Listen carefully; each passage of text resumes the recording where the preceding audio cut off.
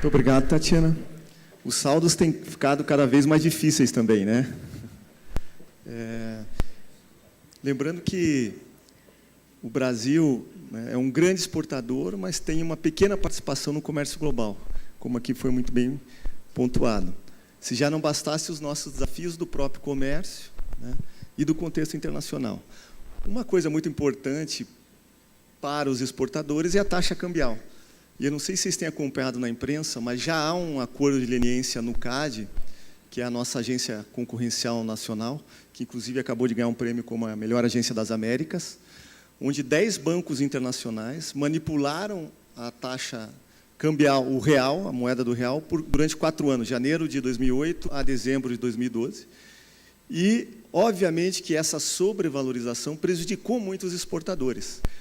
E já tem alguns bancos, eu estava conversando com o presidente do CADE recentemente, que já fizeram acordo de leniência, inclusive entregaram os arquivos desses bancos internacionais, né?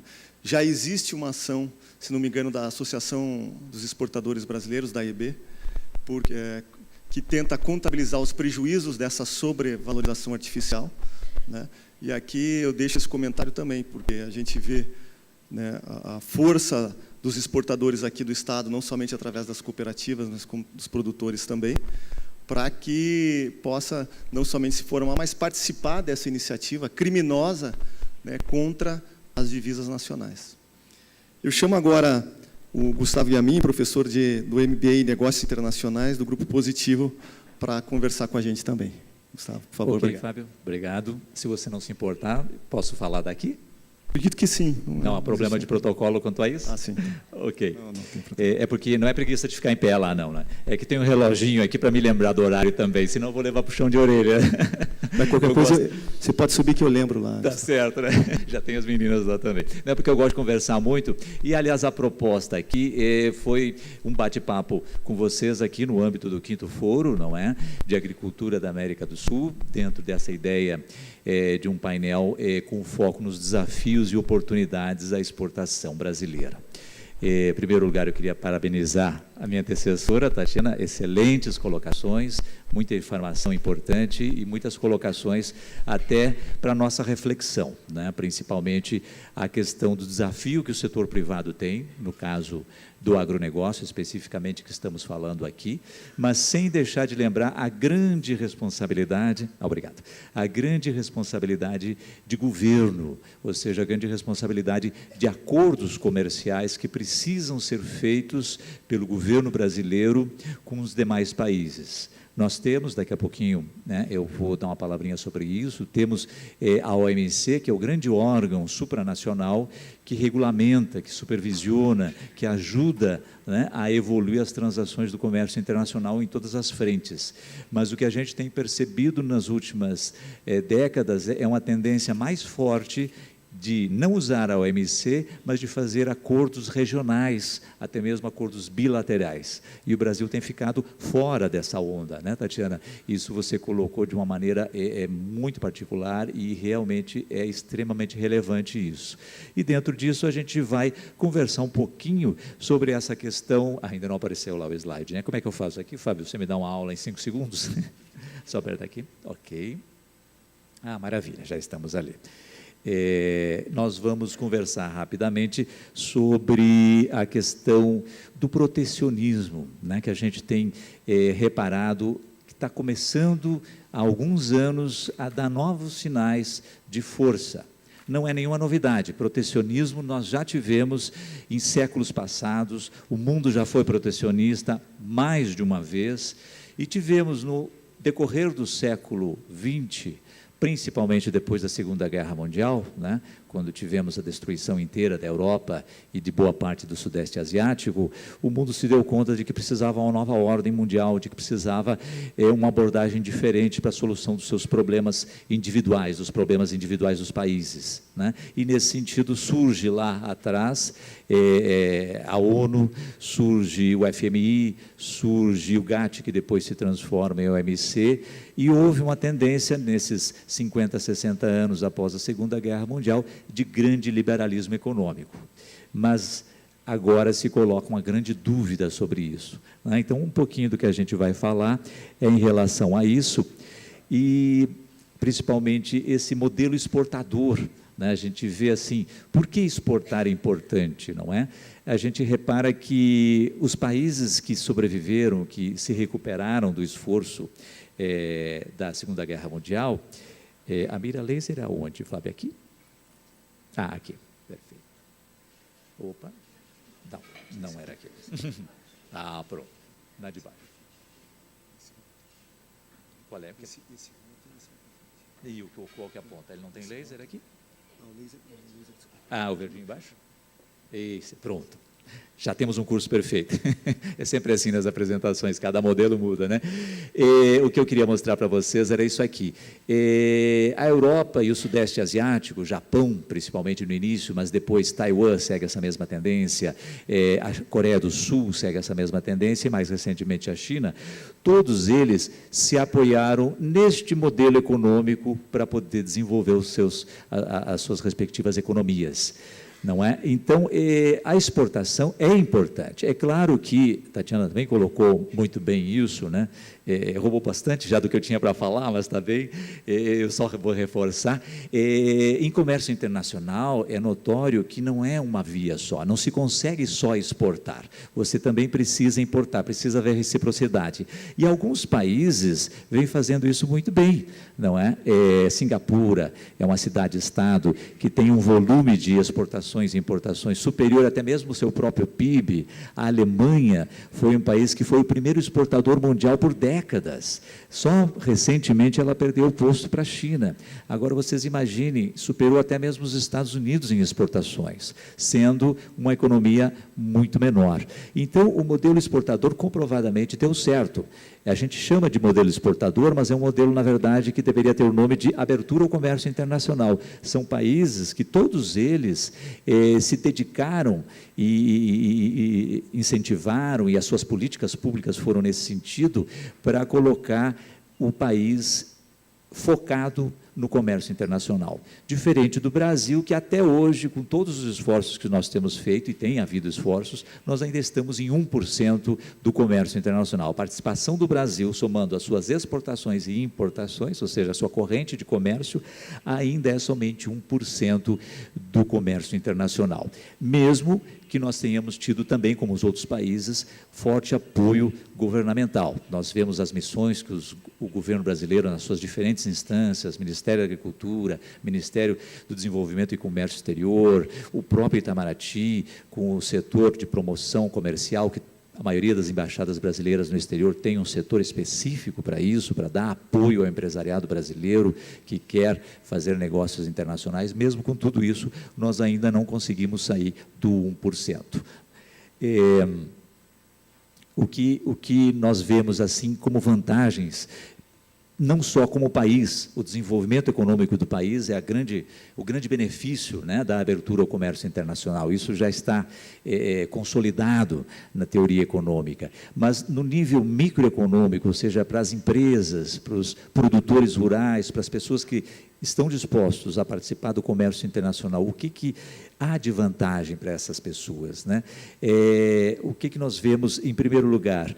O comércio internacional, ele se desenvolve, além do forte apoio governamental, houve, evidentemente, evolução relacionada à questão das comunicações, à questão da tecnologia, uma série de eventos nas últimas décadas possibilitaram que o comércio hoje fosse muito mais intenso. A própria transnacionalização das grandes companhias. No setor do agronegócio, as grandes companhias que comercializam algumas commodities, como soja, por exemplo, são todas elas multinacionais. Então, isso favoreceu muito o aumento no volume de transações internacionais.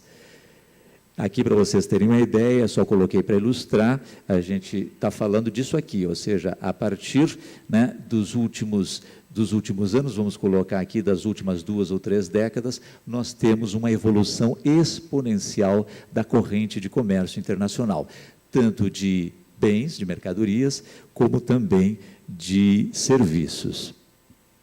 E os benefícios para agentes econômicos envolvidos nesse processo são muitos, né? Nós temos as economias de escala, ou seja, você tem um mercado que não é 200 milhões de pessoas, é 7 bilhões, é o mercado mundial, você tem acesso a outros mercados e isso muda muito a sua estrutura de custos, não é? Então, a gente estava olhando, me chamou muito, eu não tinha aquele número do suco de laranja que a Tatiana mostrou antes, 5% da produção nacional de suco de laranja é consumida no país.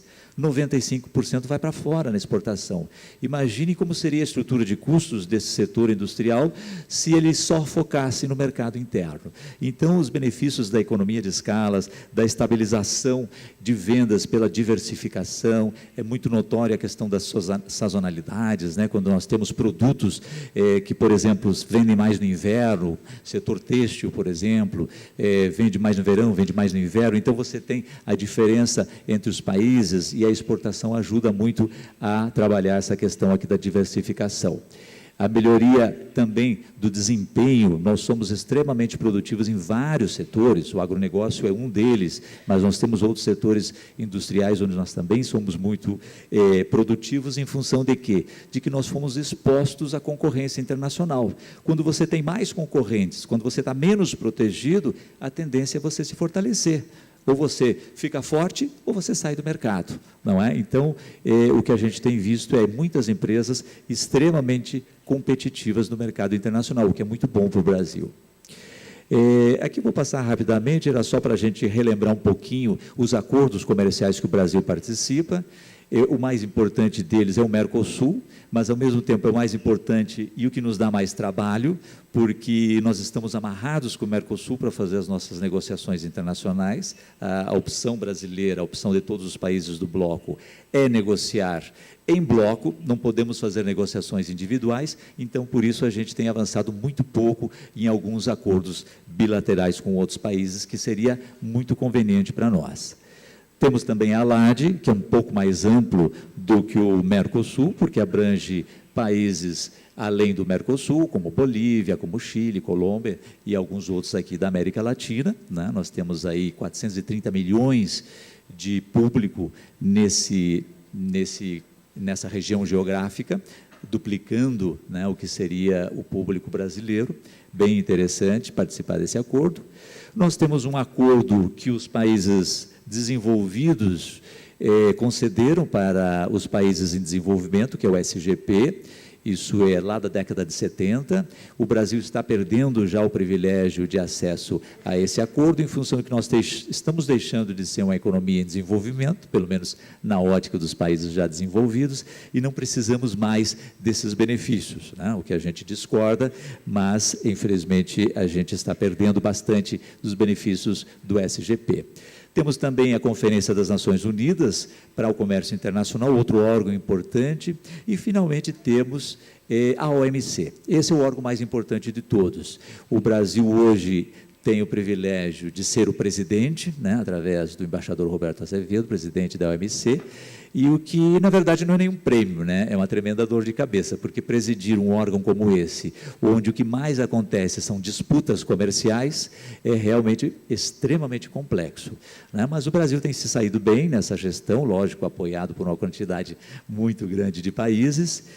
E tudo isso, pessoal, nos mostra que há um desejo internacional, há uma vontade que ficou expressa aí, como eu falei para vocês, principalmente depois da Segunda Guerra Mundial, há uma vontade de fazer comércio, há uma vontade de haver mais liberdade nas transações internacionais. Entretanto, o que a gente vê é, num certo sentido, um pouco de protecionismo recente, né? O que é esse protecionismo? Uma rápida, né, relembrança de alguns conceitos que eu coloquei ali para vocês. Protecionismo é a preocupação com garantir para o próprio país mais competitividade para suas empresas, restringindo a presença, a participação ou a invasão, como alguns políticos mais demagogos dizem, né, das empresas estrangeiras. Ora, a preocupação muitas vezes é com o emprego também, né? Restringir a entrada de produtos estrangeiros, porque isso tira a produção nacional, isso reduz a produção nacional e isso tira o emprego dos brasileiros ou então o emprego dos americanos, como alguém vem falando aí muito ultimamente, né? Mas isso não é novidade, pessoal. O protecionismo não é novidade. Eu coloquei aqui para vocês, fui buscar essa frase aqui, muito interessante. Chegou o momento de pôr fim às tarifas e avançar na direção oposta. Essa é uma frase de 1927, quando ainda nem existia a ONU, o que existia era a Liga das Nações. E aquelas nações lá estavam preocupadas em avançar um pouco mais no comércio internacional como caminho para manter a paz, porque cada vez mais se notava que os países estavam se blindando, estavam se protegendo para evitar prejuízos maiores nas suas economias. Aí a declaração foi muito bonita, mas nenhum dos países fez isso, todos fizeram o contrário. E o mundo avançou para uma crise brutal, uma das maiores crises que se tem conhecimento na história econômica, que foi a Grande Depressão de 29, que durou praticamente a década de 30 inteira, e a depressão econômica levou a uma crise internacional sem precedentes e desembocou na Segunda Guerra Mundial, foi o que a gente viu. E aqui, apenas até para a gente contextualizar um pouco o que a gente está vendo hoje, né? Em 1930, os Estados Unidos aprovou a segunda maior lei protecionista deles. Havia sido aprovada uma muitos anos antes, em 1828, e em 1930, no auge da Grande Depressão, na tentativa de proteger a economia americana, que já estava dando sinais seríssimos de crise, eles aprovaram uma lei que elevou as tarifas para 92% dos produtos de importação deles, e as tarifas foram para um nível médio de 60%. O que foi realmente um absurdo na época, e isso provocou o quê? Como nós estamos vendo aqui, provocou retaliações imediatamente em todos os parceiros comerciais. O grande problema do protecionismo é isso, você se protege achando que você vai estimular suas exportações e conter as suas importações, e você esquece que o seu vizinho vai pensar a mesma coisa que você, ele também vai querer proteger a economia dele, também vai levantar barreiras como você está fazendo. E o que a gente tem visto, pessoal, eu já estou caminhando para o final aqui, isso aqui eu trouxe para vocês também, foi algumas manchetes de jornal, principalmente jornais relevantes, jornais bem conceituados, e principalmente americanos, porque hoje o epicentro do protecionismo está lá. Nós estamos vendo um recrudescimento de uma estratégia protecionista, principalmente lá. A gente viu a Grã-Bretanha agora há pouco com o Brexit, né, com a saída da União Europeia. Mas aquilo ali teve mais uma conotação política, mais uma ênfase na questão de não querer refugiados que ameaçassem a estabilidade social do país, e não tem tanta ênfase sobre a questão das relações internacionais, principalmente as relações econômicas, mas os Estados Unidos, sim. A maior preocupação hoje seria realmente com o que a gente poderia chamar de era Trump e como isso vai se desenvolver, porque nós estamos apenas nos primeiros 6, 7 meses desse governo, e o que a gente tem visto é uma série, como eu coloquei para vocês aqui, uma série de notícias, de tentativas de proteger as indústrias locais, de proteger os empregos locais. Algumas notícias eu até deixei aqui em inglês, que eu não quis nem fazer a tradução, para preservar a ideia original dessas informações. Uma das coisas mais contundentes, por exemplo, que a nova gestão, né, o novo presidente americano fez, foi, nos primeiros dias do seu mandato, ele retira o país de um dos acordos históricos econômicos internacionais, que foi a parceria do Transpacífico. Esse acordo, inclusive, era invejado pelo Brasil, porque o Brasil estava fora desse acordo, e nós tínhamos uma preocupação muito grande do que aconteceria para as nossas exportações, uma vez que esse acordo estivesse fechado com esses países todos aqui, Japão, Singapura, Estados Unidos, Chile, Canadá, Austrália, e o Brasil de fora disso. E o presidente americano entendeu que isso não era relevante, porque prejudicava os interesses econômicos do país. E assim como fez uma série de outras medidas, estão agora renegociando o NAFTA, né? Isso afeta, portanto, o México, afeta o Canadá.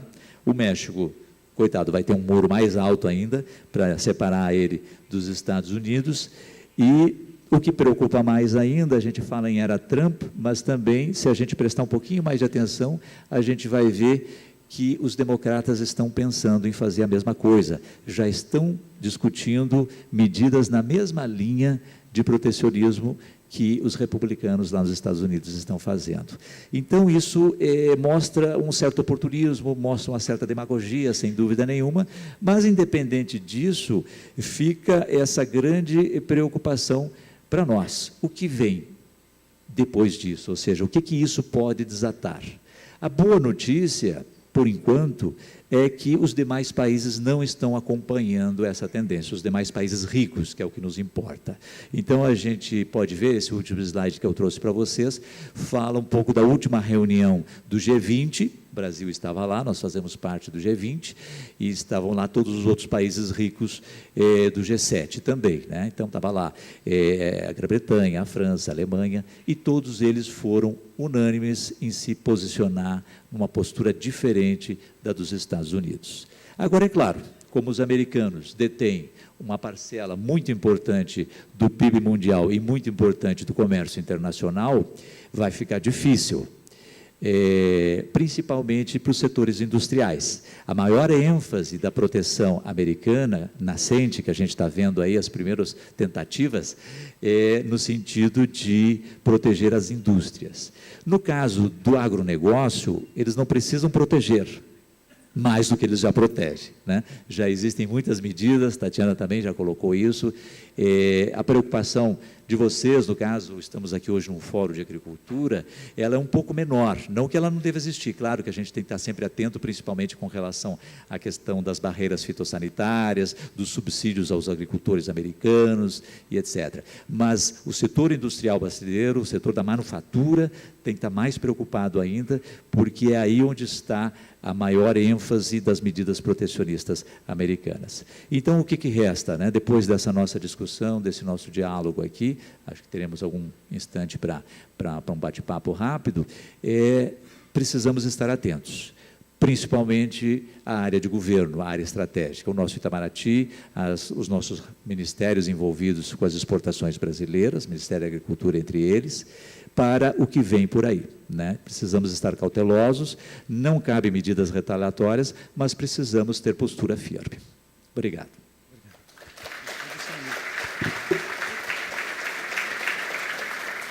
Bom, queria pegar um ponto da apresentação do professor Gustavo. Falando em protecionismo, a gente tem parte do agronegócio local baseado na exportação de frango.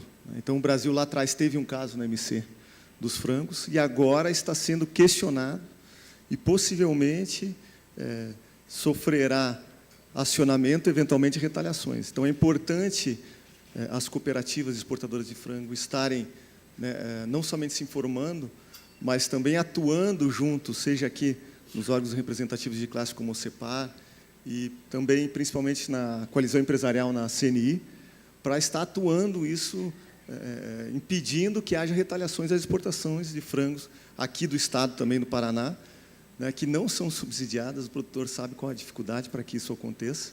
Então, é importante esse momento de união, de coalizão contra esse tipo de iniciativa internacional, assim como aconteceu em outros casos, que os produtores se uniram e acabaram ganhando no MC.